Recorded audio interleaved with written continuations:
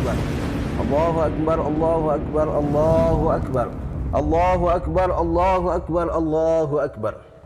Allahu akbar kabira. Walhamdulillahi katsira. Wa subhanallahi bukratan wa asila. La ilaha illallah wa la na'budu illa iyyahu mukhlishina lahuddin walau karihal kafirun. La ilaha illallah wahdah sadaqa wa'dah wa nasara 'abdah wa a'azza jundahu wa hazama al-ahzaba wahdah. La ilaha illallah wallahu akbar. Allahu akbar walillahil hamd. Innal hamdalillah nahmaduhu wa nasta'inuhu wa nastaghfiruh wa na'udzu billahi min shururi anfusina wa min sayyiati a'malina. Man yahdihillahu fala mudilla lahu wa man yudlil fala hadiya lahu. Ashhadu an la ilaha illallah wahdahu la sharika lahu wa ashhadu anna Muhammadan 'abduhu wa rasuluhu la nabiyya ba'da. Allahumma salli wa sallim ala sayyidina Muhammad wa ala alihi wa ashabihi wa man tabi'ahum bi ihsanin ila yaumiddin. Amma ba'du fa ya ibadallah usikum wa nafsi bi taqwallah faqad fazal muttaqun. Qala Allah Ta'ala fil Qur'anil Azim. A'udzu billahi minasyaitonir rajim. Ya ayyuhalladzina amanu taqullaha haqqa tuqatih wa la tamutunna illa wa antum muslimun. يا أيها الذين آمنوا اتقوا الله وقولوا قولا سديدا يصلح لكم أعمالكم ويغفر لكم ذنوبكم ومن يطع الله ورسوله فقد فاز فوزا عظيما. صدق الله العظيم.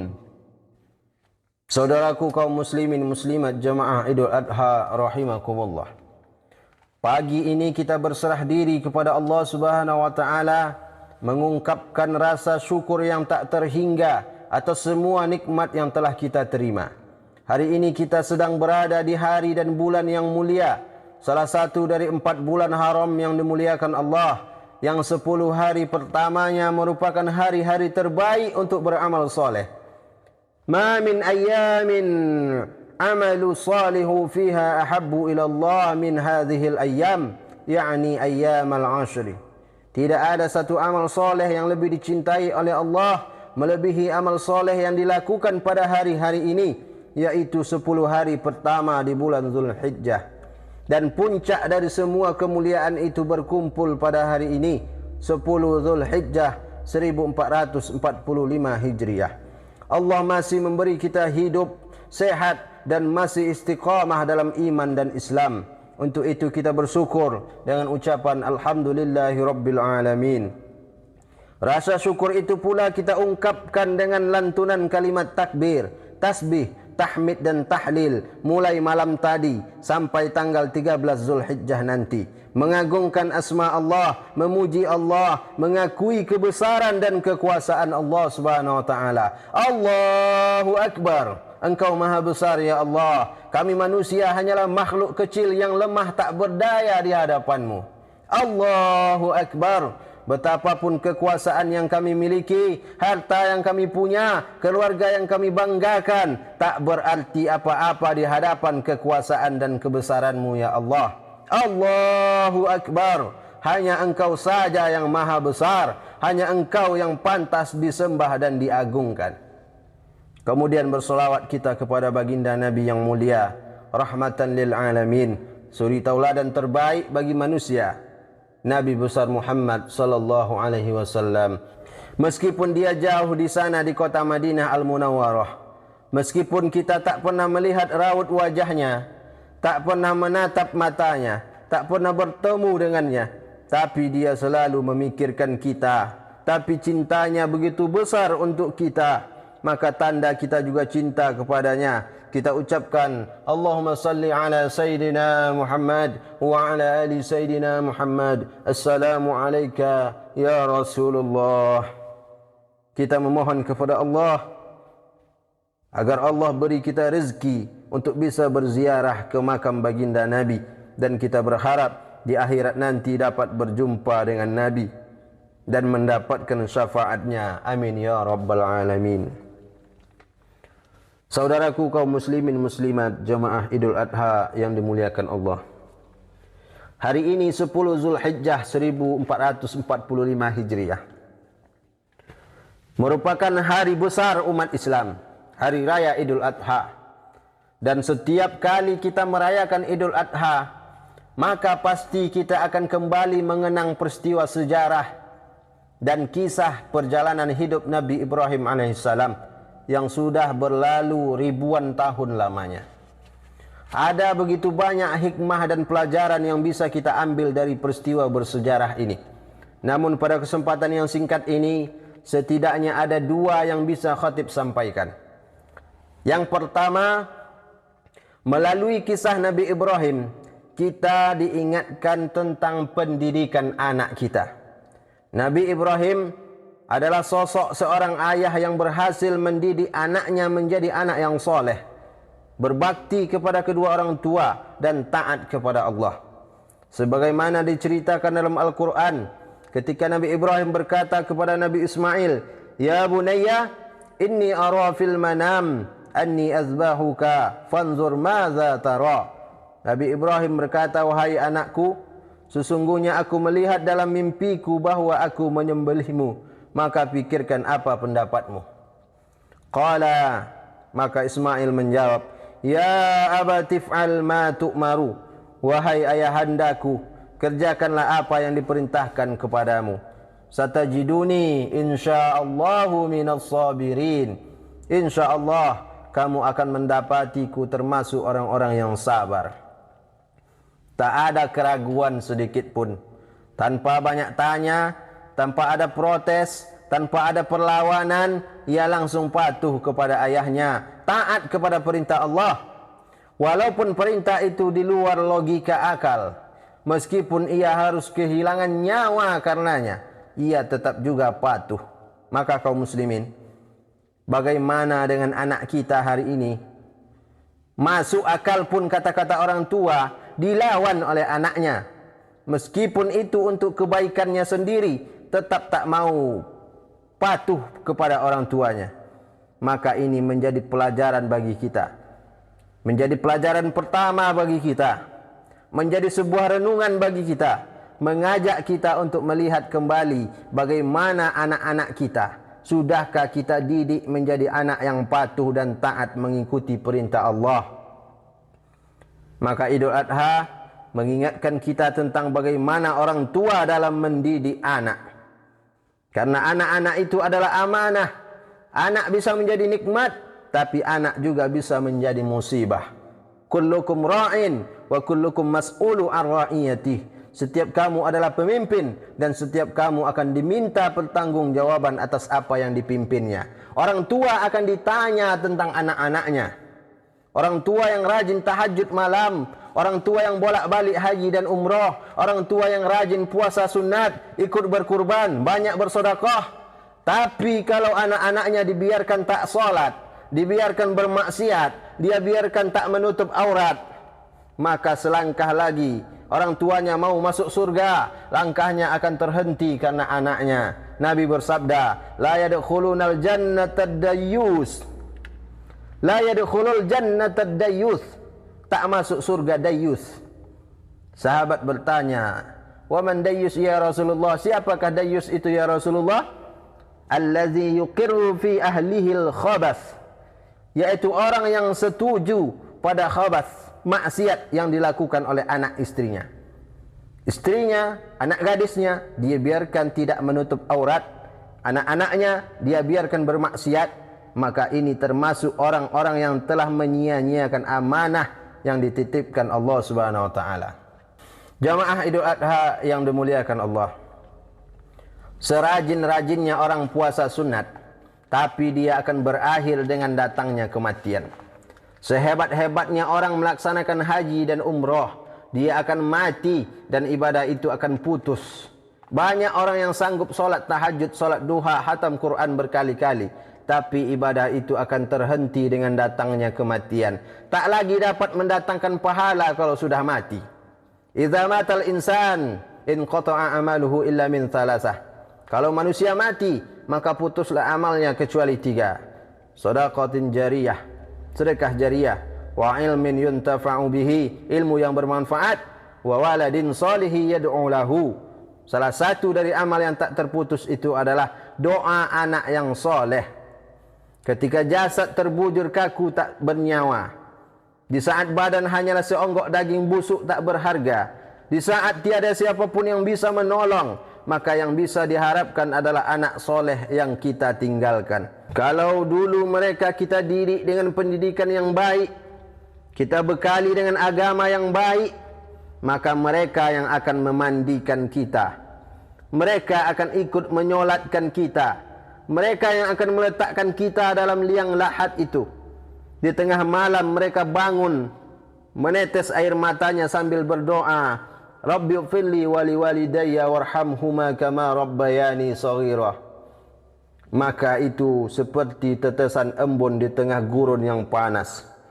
Mengalirlah pahala seperti air yang sejuk membasahi tenggorokan yang kering. Setiap kali dia membaca Al-Quran, setiap kali dia berzikir, solat sunat, bersedekah, dan setiap kali dia berbuat kebaikan dan amal soleh, maka semua pahala itu otomatis akan mengalir kepada kedua orang tuanya. Meskipun tanpa dia niatkan, akan mengalirlah itu sebagai pelipur lara di alam barzah sementara kiamat tiba. Tapi kalau yang ditinggalkan bukanlah anak yang soleh, justru anak yang suka berbuat dosa dan maksiat, selalu berbuat kemungkaran dan kejahatan, maka akan mengalir juga kepada kedua orang tuanya dosa-dosa setiap perbuatan itu dia lakukan. Tapi bukankah dalam Al-Quran Allah katakan, wala taziru waziratun wizra ukhra, seorang yang berdosa tidak akan memikul dosa orang lain. Memang benar, orang tua masuk neraka bukan karena menanggung dosa anaknya, tapi dia menanggung dosanya sendiri, karena dia tidak pernah mendidik anaknya dengan pendidikan agama yang baik. Tidak pernah dia diajarkan tauhid yang benar. Tidak pernah menyuruhnya untuk salat. Tidak disekolahkan ke sekolah agama. Secara materi mungkin dia berikan kecukupan. Kehidupannya mapan, pakaiannya bagus, kenderaannya mewah, segala permintaannya diberikan. Merasa sudah sempurna kasih sayang yang diberikan. Tapi satu hal yang paling penting dia lupakan. Anak tidak diberikan pendidikan agama, sehingga jiwanya gersang jauh dari iman. Otaknya kosong, tak tahu ilmu agama, tak peduli halal haram, tak takut berbuat dosa. Maka inilah yang akan menjadi dosa jariah yang akan terus mengalir kepada kedua orang tuanya. Tapi kalau anak itu sudah berusaha kita didik dengan baik, sudah kita masukkan ke sekolah agama, sudah diberikan tunjuk ajar dan nasihat, sudah dilarang untuk berbuat yang mungkar, dia besarkan dengan rezeki yang halal. Kalau semua ini sudah dilakukan, tapi anak masih saja menyimpang dari ajaran agama, masih saja tak mau ikut jalan yang benar, tak mau berubah menjadi baik, berarti ini adalah ujian bagi orang tuanya. Bersabarlah dan teruslah berdoa kepada Allah. Mudah-mudahan Allah berikan dia petunjuk dan hidayah, tanpa pernah berhenti untuk selalu berusaha menasehatinya selama roh bersemayam di badan, karena tanggung jawab itu akan terus kita pikul sampai malaikat maut datang. Maka ketika orang tuanya mati, tak ada lagi sangkut paut dengan anaknya, karena selesai sudah tanggung jawabnya selama ia hidup di dunia.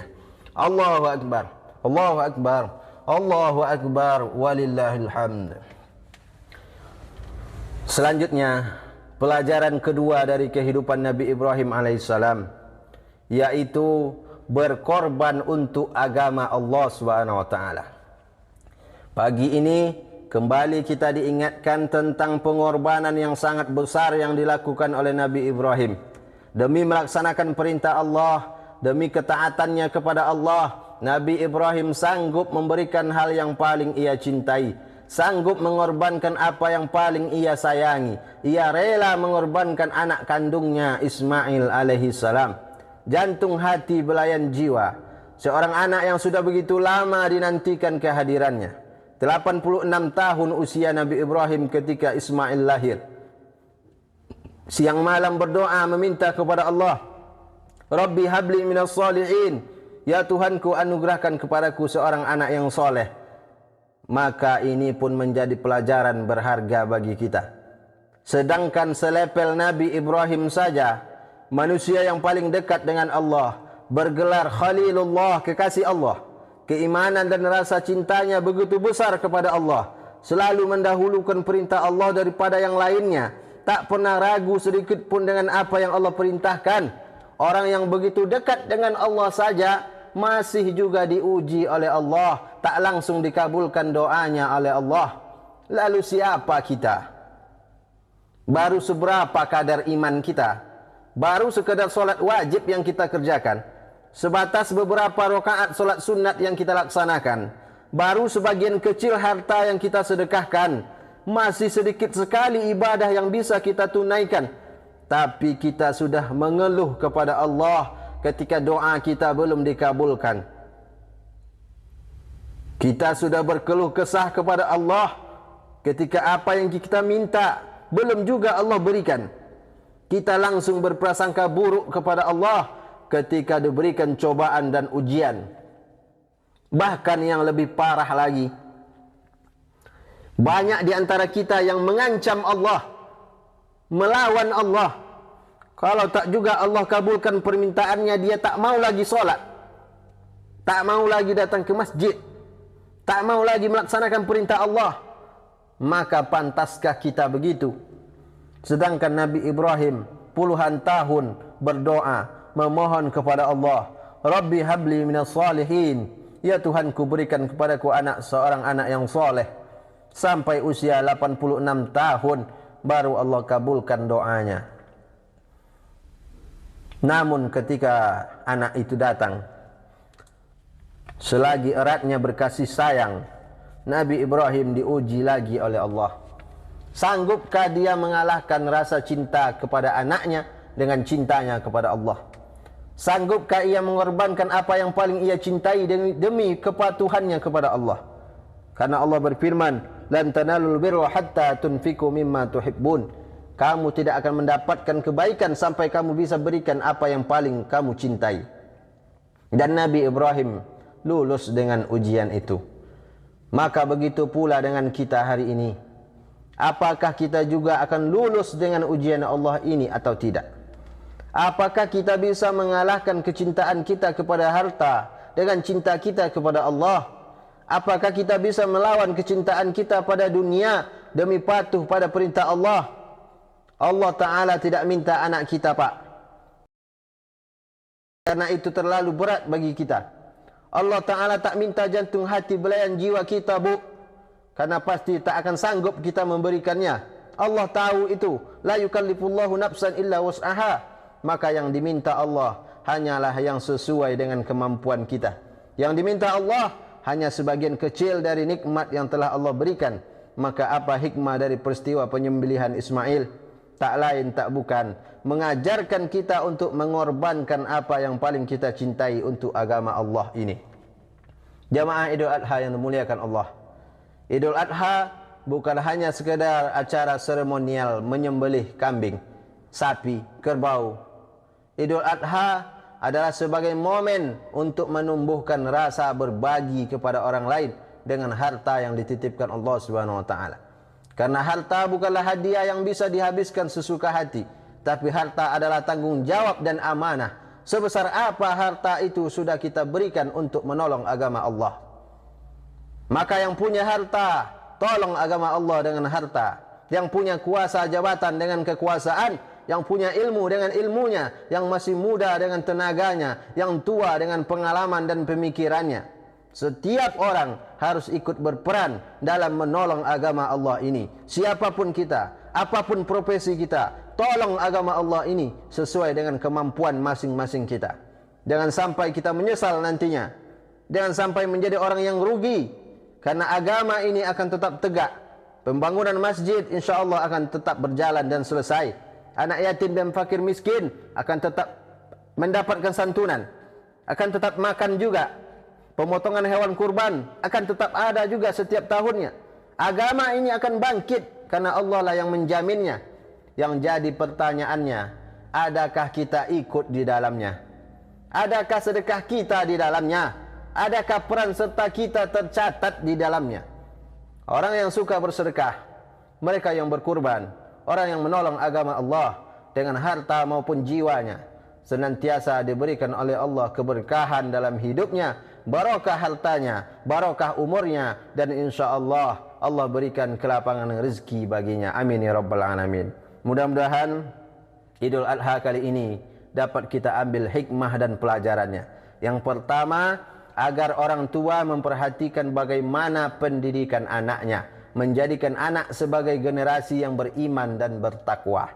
Yang kedua, mengingatkan kita bahawa setiap orang harus siap berkorban demi menolong agama Allah sesuai dengan kemampuannya. Barakallahu li wa lakum fil Qur'anil azim wa nafa'ani wa iyyakum bima fihi minal ayati wa dzikril hakim wa taqabbalallahu minni wa minkum tilawatahu innahu huwal ghafurur rahim. Khutbah kedua. Allahu akbar, Allahu akbar, Allahu akbar. Allahu akbar, Allahu akbar, Allahu akbar. Allahu akbar, Allahu akbar, Allahu akbar. Allahu akbar kabiran walhamdulillahi katsiran wa subhanallahi bukratan wa asila. La ilaha illallah wa la na'budu illa iyyahu mukhlishina lahuddin walau karihal kafirun. La ilaha illallah wahdah sadaqa wa'dah wa nasara 'abdah wa 'azza jundahu wa hazamal ahzaba wahdah. La ilaha illallah wallahu akbar. Allahu akbar walillahil hamd. Alhamdulillahilladzi khalaqal mauta wal hayata liyabluwakum ayyukum ahsanu amala. Asyhadu an la ilaha illallah wa asyhadu anna Muhammadan abduhu wa rasuluh.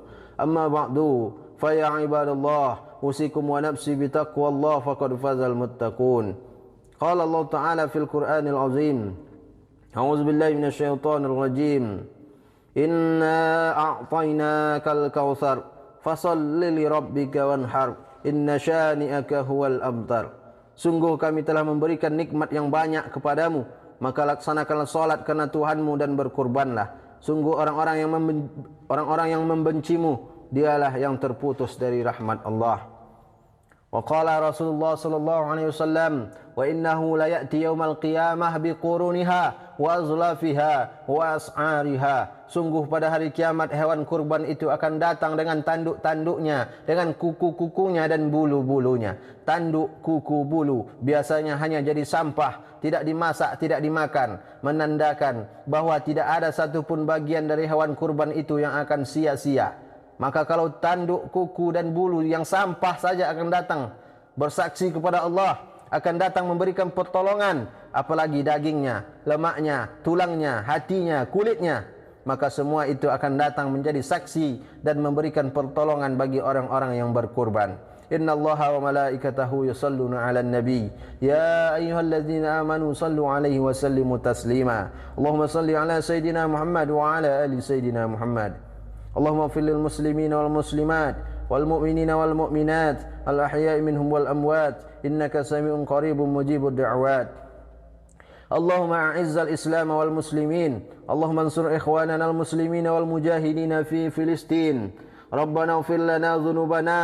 Ya Allah, ampunkan dosa-dosa kami, silap dan salah kami. Wali abaina, ampunkan juga dosa ayah kami yang sungguh luar biasa berjuang demi kami, peras keringat banting tulang, pergi pagi pulang petang demi menyekolahkan kami, demi mencari nafkah yang halal untuk kami. Wa ummahatina, ampunkan pula dosa ibu kami, 9 bulan lamanya mengandung kami dalam keadaan lemah dan susah payah, meneteskan air mata, bersimbah darah, bertaruh nyawa demi melahirkan kami. Tapi ketika dia perlu pertolongan, ketika dia butuh bantuan, di situ pula kami sering tak ada. Sampai hari ini belum bisa kami balas jasa-jasanya, kebaikan dan kasih sayangnya.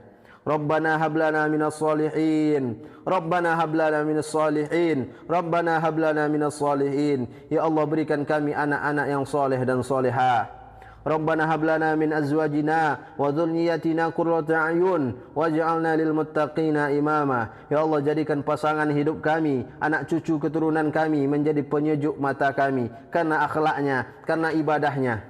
Allahumma ij'al akhira kalamina. Ya Allah, jadikan akhir kalam kami 'inda intihai ajalina, ketika ajal kami sampai, ketika malaikat maut akan mencabut nyawa kami, izinkan lidah kami bisa mengucapkan kalimat La ilaha illallah Muhammadur Rasulullah sallallahu alaihi wasallam. Rabbana zalamna anfusana wa illam taghfir lana wa tarhamna lanakunanna minal khasirin. Rabbana atina fid dunya hasanah wa fil akhirati hasanah wa qina adzaban nar. Ibadallah, innallaha ya'muru bil adli wal ihsan wa ita'i dzil qurba wa yanha 'anil fahsya'i wal munkar wal baghi ya'izukum la'allakum tadhakkarun. Wala dzikrullahi akbar. Assalamualaikum warahmatullahi wabarakatuh.